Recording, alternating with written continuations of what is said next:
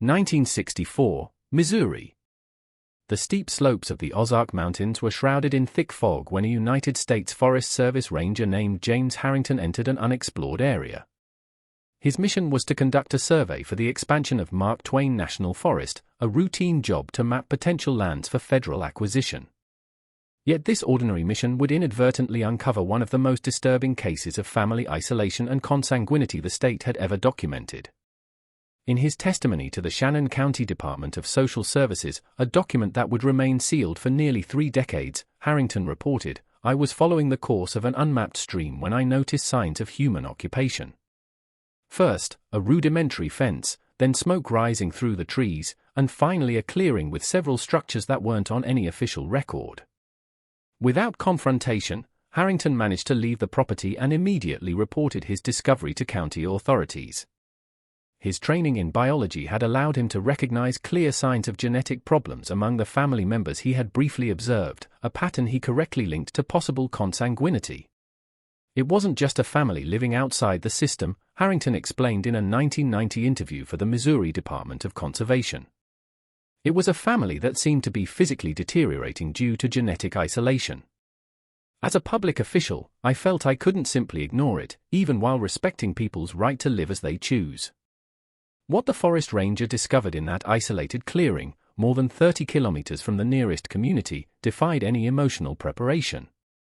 An entire family, later identified as the Ohlers, had been living in complete isolation from the outside world for at least 4 generations. But it wasn't just the geographic isolation that made the case alarming, Harrington continued in his account. There were children with visible deformities, adults with almost identical facial features and their own language that I could barely understand. When I identified myself as a government employee, the older man just pointed a shotgun in my direction and said something like, "No stranger brings anything good." The Ozark Mountains, with their rugged topography and dense vegetation, have always harbored isolated communities, but the case of the Holloway family transcended typical American rural isolation. Subsequent investigations would reveal a closed family system where marriages between cousins, uncles, and nieces, and even between siblings had become the norm for more than 70 years. The first professional to examine some family members after the discovery, rural physician Dr. Robert Fielding, wrote in his personal notes, "In 27 years of medicine in rural communities, I have never witnessed such a concentration of genetic anomalies in a single family group. Consanguinity here is not occasional, but systemic and multi-generational." Official county records consulted after the discovery showed only vague indications of the family's existence, a birth certificate from 1887 for one Jeremiah Holloway, some sparse mentions in early century censuses, and then nothing. It was as if the family had simply disappeared from the records, while in reality they were going deeper into the mountains and into their own isolation. Those children never attended schools. Some adults barely knew there had been a world war or who was president, reported social worker Mary Carpenter, who participated in the first interventions. But the most disturbing thing was how they saw their own situation as normal. For them, the outside world was the aberration. Local authorities soon found themselves facing an unprecedented ethical and legal dilemma. How to intervene in a family that had lived this way for generations? What would be the consequences of forced separation? And perhaps most importantly, how could such an extreme situation have remained invisible for so long in the mid-20th century? The answers to these questions would only begin to emerge when investigators managed to reconstruct the history of the Holloways, a saga dating back to the late 19th century that reveals as much about the geographic isolation of the Ozark Mountains as it does about the institutional failures that allowed an entire family to disappear from society's view. Make sure you're subscribed to this channel.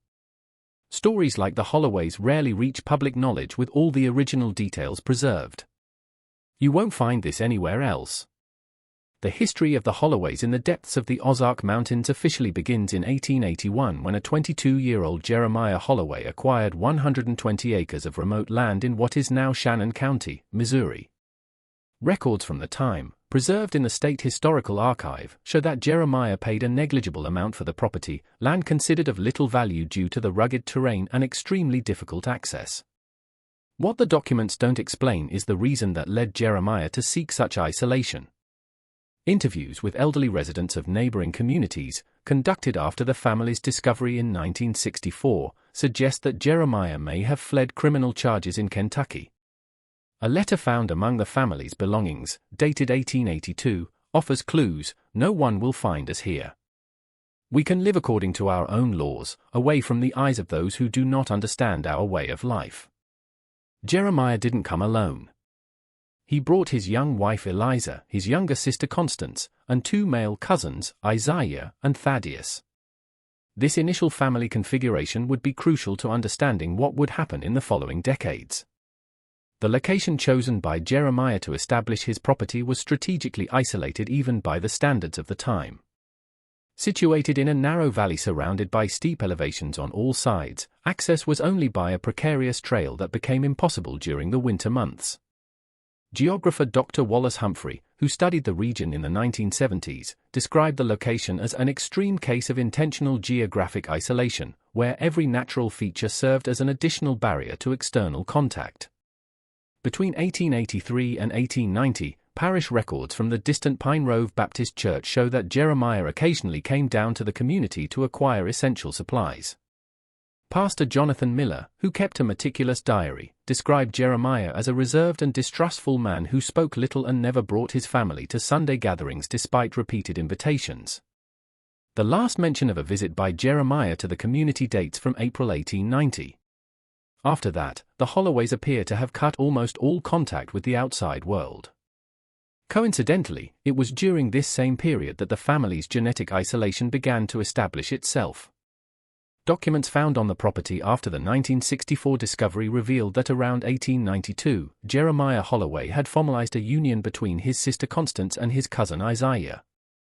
2 years later, his own eldest daughter, then only 14 years old, was given in marriage to the other cousin Thaddeus, then 32 years old. A diary belonging to Jeremiah's wife, Eliza Holloway, offers a disturbing glimpse into the mentality that was beginning to form. Jeremiah says that pure blood must remain pure, that the families in the valley are weak because they mix their blood with strangers. "I pray that the Lord guides us, for I fear for the future of our children." By 1900, the Holloways had developed a small self-sufficient community. They grew corn, beans, and potatoes on terraces on the slopes. They raised pigs and chickens. They hunted and fished in the nearby forests and streams. They built more cabins as the family grew, always staying within the boundaries of the original property. An official 1900 census briefly records the existence of approximately 15 individuals on the whole property, but the census taker noted that complete access to the dwellings was not permitted and that the head of the family demonstrated extreme hostility to government presence. It was probably the last time any official representative set foot on the property until the discovery in 1964. The Holloways' geographic isolation was reinforced by historical events. The Great Depression of 1929 economically devastated the region, causing many families to abandon their rural properties. The Ozark Mountains region, already sparsely populated, became even more deserted. During World War II, rationing and fuel restrictions further reduced traffic in remote areas. It was a period when many rural communities were forgotten by the authorities, explained local historian Timothy Warren in a 1970 article about the case. If a family was already living intentionally isolated, the combination of economic depression and war created the perfect environment for them to completely disappear from the records. And that's exactly what happened with the Holloways. As the decades passed, the family became more numerous, more endogamous, and more isolated. A rigid oral tradition replaced any formal education. A system of beliefs, mixing religious elements, superstitions, and justifications for consanguinity, solidified through the generations. They believed the outside world was contaminated, revealed EMTT Holloway, one of the few members who managed to adapt to life outside the property after the 1964 intervention. Our elders taught that the family's blood was special, chosen, and that mixing it with strangers would bring disease and weakness. When James Harrington accidentally discovered the property in 1964, he didn't just find an isolated family. He found a social microcosm that had evolved separately for almost 8 decades, with profound genetic and social consequences that were only beginning to be understood. When authorities finally gained complete access to the Holloway property in October 1964, after weeks of tense negotiations, what they found shocked even the most experienced professionals. The family had grown to about 42 individuals distributed across 3 living generations, all direct descendants of the 5 original members who settled on the property in the late 19th century. Dr. Malcolm Harrison, a geneticist from the University of Missouri who was called as a consultant on the case, documented his initial observations in a confidential report that would only become public in 1991. The degree of genetic homogeneity observed in the Holloway family represents one of the most extreme cases of prolonged consanguinity ever documented in modern medical literature. Virtually all members exhibit some degree of manifestation of deleterious recessive characters. The technical language of the report hid a disturbing reality. Among the 42 living members, 27 presented some type of physical or cognitive disability directly attributable to consanguinity.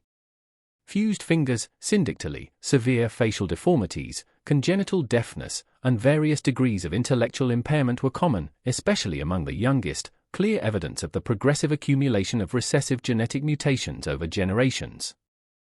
Martha Holloway, one of the older women in the group, born around 1910, provided investigators with details about the internal family structure. Her testimony, recorded on tapes that were later transcribed and archived at the Missouri State Library, reveals a complex system of arranged unions. When a girl bleeds for the first time, she is ready to marry, Martha explained with disconcerting naturalness. The Council of Elders decides who marries whom based on the family's strength lines. The full siblings don't marry each other, only half siblings, because that was written in the rule book. The mentioned rule book was found in the main cabin, a leather-bound manuscript with over 200 pages handwritten over decades by different family members. The document combined distorted elements of biblical texts, practical rules for life on the property, and elaborate genealogical records that served to plan future unions, apparently in an attempt to minimize some specific types of consanguinity while encouraging others. An anthropologist who studied the manuscript commented that the document revealed an instinctive, albeit primitive, understanding of genetic risks combined with mystical justifications for practices that the outside community would consider incestuous. If you also feel the weight of this story, comment now. Isolated ignorance can be the worst prison. Daily life on the Holloway property was marked by rigid routines and divisions of labor based on gender and physical ability. Children began working as soon as they could walk, initially assisting with household chores and progressing to heavier agricultural work as they grew. Formal education was non-existent, replaced by a system of practical learning and oral transmission of knowledge. Some older members knew how to read and write rudimentarily, skills transmitted from the founders, but many of the younger ones were completely illiterate. Their vocabulary was limited and mixed archaic English with unique expressions developed internally. They had their own words to describe medical concepts they empirically recognized, observed linguist Dr. Caroline Foster, who studied the family's dialect. Terms like weak blood and deep eyes were used to describe conditions we recognize as anemia and congenital microalmia.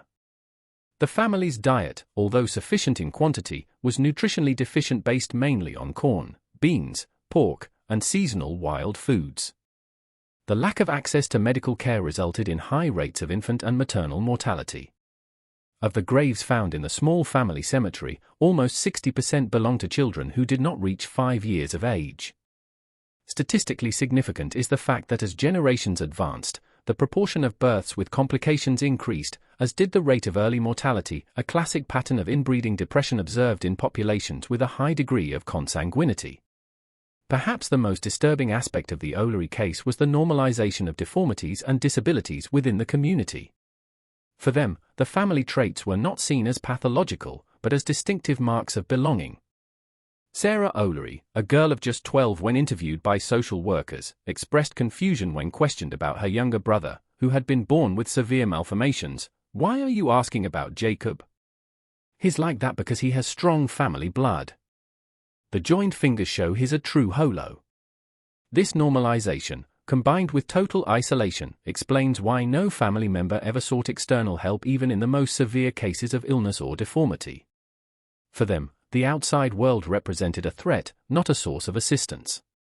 The patriarch in 1964, Odier Holloway, grandson of Jeremiah, maintained rigid control over any contact with the outside. Interviews with younger members revealed that he frequently told terrifying stories about what happened to family people who got lost in the world of strangers, narratives that clearly served to discourage escapes or seeking external contact. When authorities finally gained access to the property, they found a community that existed in almost complete self-sufficiency. They made their own clothes from cotton and wool. They built furniture and tools using methods dating back to the 19th century. They preserved food using salting and smoking techniques. They treated diseases and injuries with medicinal plants and practices that mixed empirical knowledge with superstition. It was like entering a time capsule, described Deputy Sheriff William Tanner, one of the first officers to enter the property. Except it wasn't just the way of life that seemed frozen in time. It was also the family's blood circulating and recirculating in the same closed group for generations. The discovery of the Holloway family in 1964 placed Missouri authorities before an unprecedented dilemma. The extent of isolation, the severity of health conditions, and the complex internal social system of the family required intervention, but the case raised deeply challenging legal, ethical, and practical questions. There was no protocol for a situation like this, Richard Donovan, then Shannon County prosecutor, admitted years later. We were simultaneously dealing with possible child abuse, medical neglect, incest, but also with a community that had lived this way for decades with their own rules and with no apparent awareness of the illegality of their practices. The first phase of the intervention focused on emergency medical evaluations. A multidisciplinary team was assembled, including doctors, nurses, social workers, and legal representatives. In the first 72 hours after official access to the property, 8 critical medical cases requiring immediate hospitalization were identified, mainly children with severe congenital conditions who had never received adequate treatment. West Plains Regional Hospital, the closest with capacity to handle complex cases, improvised a special ward to receive family members. Dr. Eleanina Simmons, medical director at the time, reported in an internal memo, "We are treating conditions that we would normally only see in textbooks. Some of these children present anomalies so rare that our specialists had to consult medical literature to correctly identify them." One of the most emblematic cases was that of Timothy Holloway, a 7-year-old boy with advanced craniosynosis, premature fusion of the skull bones that caused dangerous intracranial pressure and progressive visual impairment. The condition, treatable if diagnosed early, had reached a critical stage. Timothy underwent emergency surgery which, according to medical records, most likely saved his life but too late to reverse all neurological damage. While the medical team dealt with the most urgent cases, judicial authorities faced complex legal issues. Consanguinity was clearly illegal under Missouri law. But the marriages had occurred informally without official records. Many family members didn't even have birth certificates or any legal documentation. Judge Howard Brennan, assigned to oversee the case, initially opted for a cautious approach. Instead of immediate criminal charges against the adults, he issued temporary protection orders for all minors and ordered comprehensive psychological evaluations before any decision on permanent custody. "We are dealing with people who in many ways do not understand our legal or social system," the judge wrote in his preliminary decision. "Before we apply the full force of the law, we need to determine the degree of capacity for moral discernment within this extremely isolated context." This approach was not without criticism. The St. Louis Post-Dispatch published a scathing editorial questioning, "For how long did our society tolerate this abuse in the name of rural isolation? And now are we again failing these children by not holding the perpetrators accountable?" The separation of the family generated resistance. The older members, led by Obadiah O'Leary, initially refused to cooperate with any intervention. The continuous presence of sheriff's officers on the property was necessary for several weeks. Even so, 3 teenagers escaped from state custody and tried to return to the family property, demonstrating the strong bond they maintained with their way of life despite the objectively precarious conditions. The psychological evaluation of adult members revealed consistent patterns.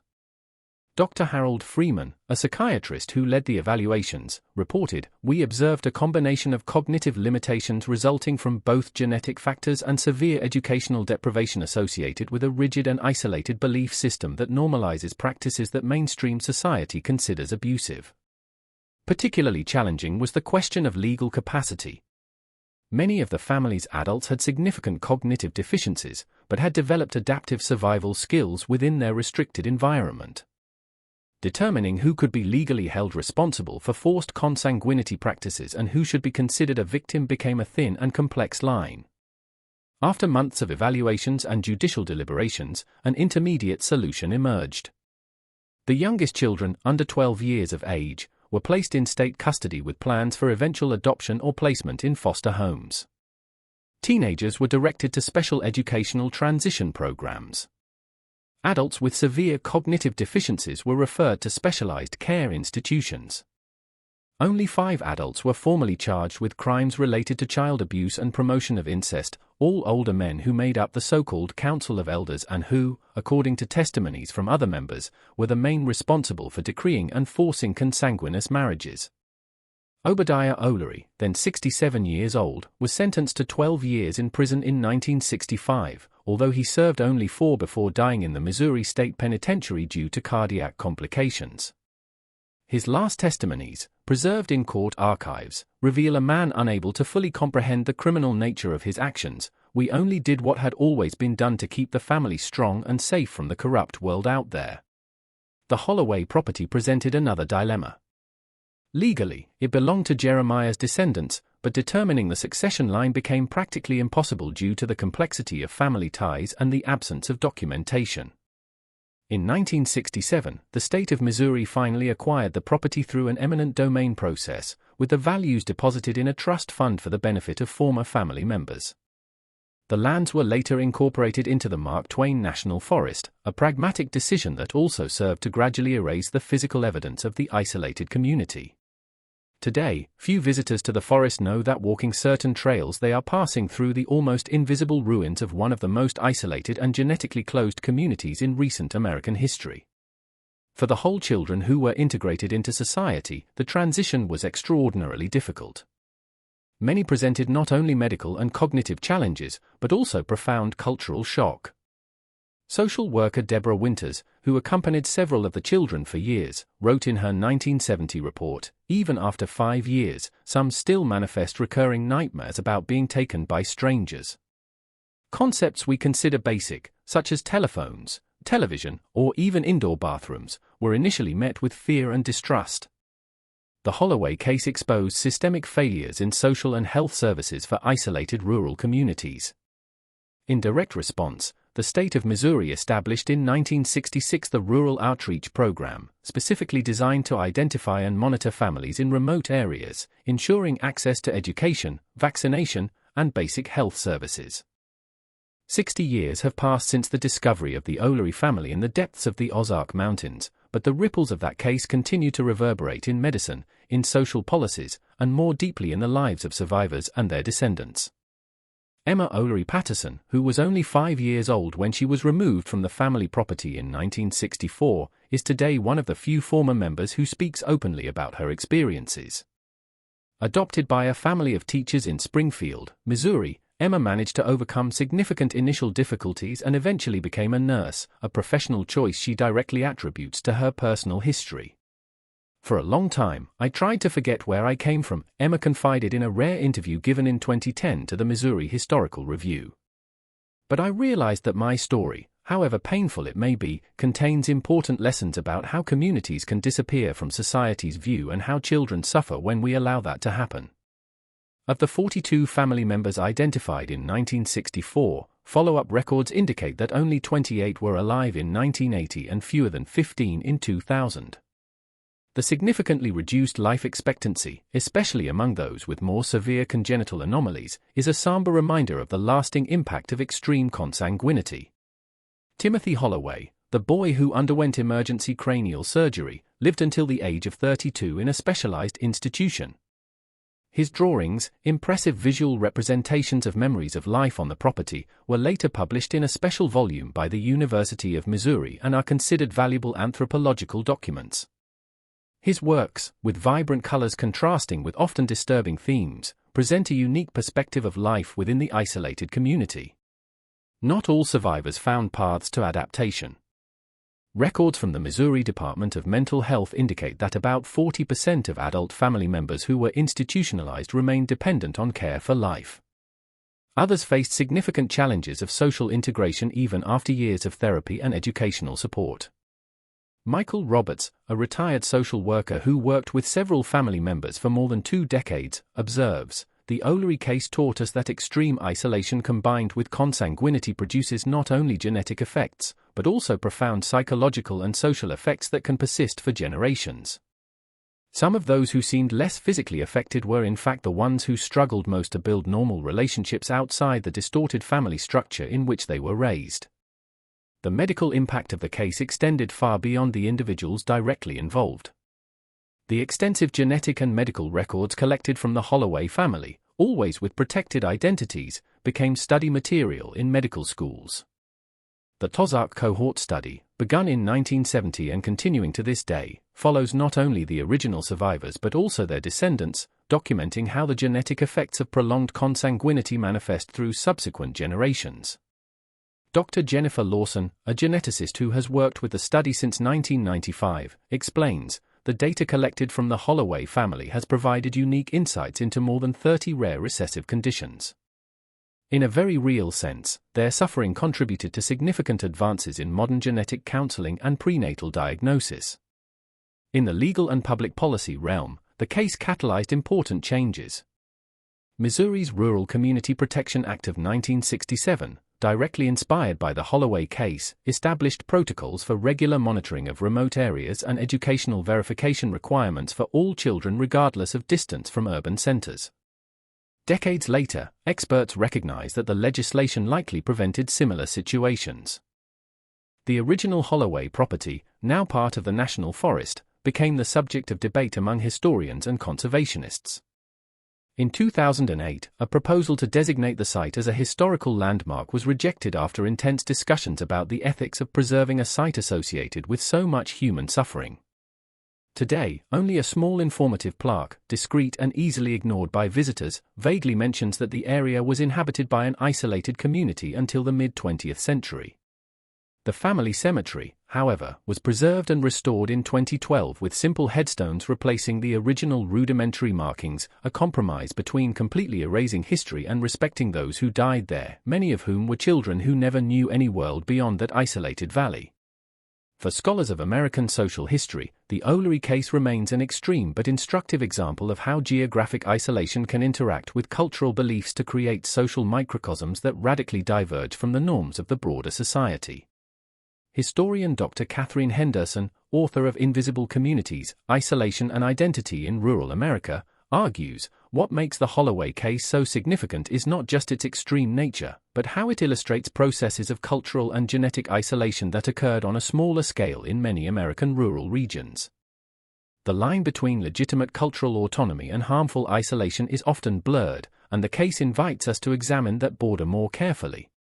Perhaps the most powerful legacy of the case is its impact on public awareness of isolated communities.